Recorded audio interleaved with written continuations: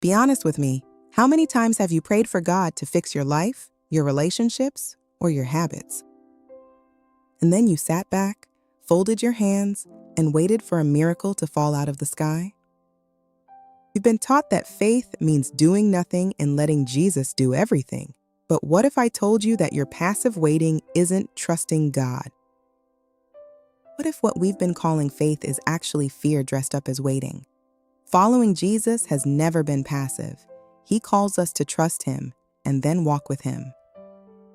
My name is Jay. You are welcome here. We are breaking down the wall between spiritual faith and real-world responsibility.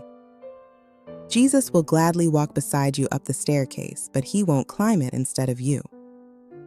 If you're ready to unfold your hands and find out what your actual job is in your walk with Christ, let's dive in. First, we have to look at how God actually works with humanity. Throughout the entire Bible, God rarely does a miracle without demanding human participation. Think about it.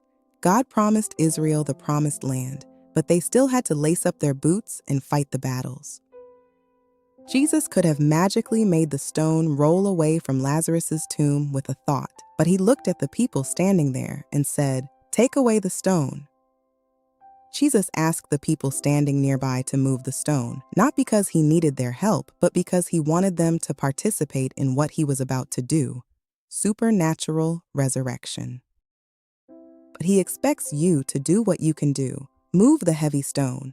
If you are praying for a better career, but your resume hasn't been updated in 4 years, you are asking God to move the stone while you sit on it. Your first step is to ask yourself, what is the stone in my life right now that I am fully capable of moving myself? Step number 2 is moving from vague intentions to calendar dates.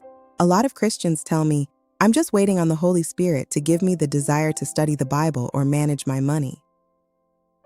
Let's be real. If you wait until you feel like doing hard things, you'll never do them. The Holy Spirit faithfully guides us, but He also invites us to cultivate discipline.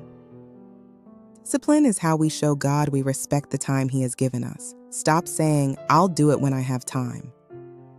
Instead, open your phone right now, open your calendar app, and block out 15 minutes. Label it, Budget Review on Thursday at 7 p.m., Therapy Reflection on Saturday morning. When you schedule your responsibilities, you are taking ownership of your growth instead of leaving your life to random chance.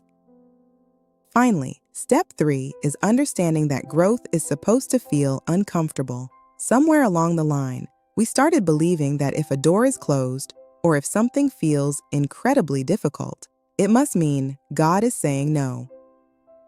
Real life requires friction to build muscle.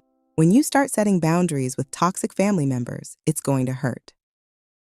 When you look at your bank account and realize you have to cut back on eating out to pay off debt, it's going to feel frustrating. Do not mistake the discomfort of personal growth for a spiritual attack. Sometimes our greatest obstacle isn't the enemy. Sometimes it's the habits we've never surrendered to Christ. God is allowing us to feel the weight of our choices so that we will finally wake up, take responsibility, and grow into the person He designed us to be. The beautiful thing about following Jesus is this: He never asks you to walk alone. Grace doesn't remove responsibility. It gives you the strength to carry it. Every small act of obedience becomes an opportunity to experience His transforming work in your life. At the end of the day, folding your hands and waiting for God to do everything isn't a sign of great faith. It's a sign of fear. It is a fear of failing, a fear of doing the hard work, and a fear of taking responsibility for the life God gave you.